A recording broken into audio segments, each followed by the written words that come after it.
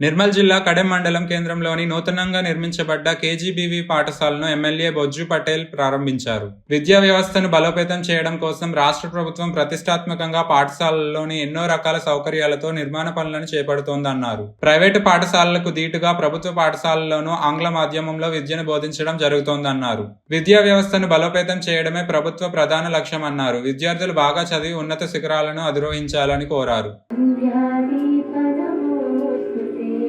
शुभं कुरु त्वं कल्याणम् आरोग्यं धरतं सदा शुभं कुरु त्वं कल्याणम्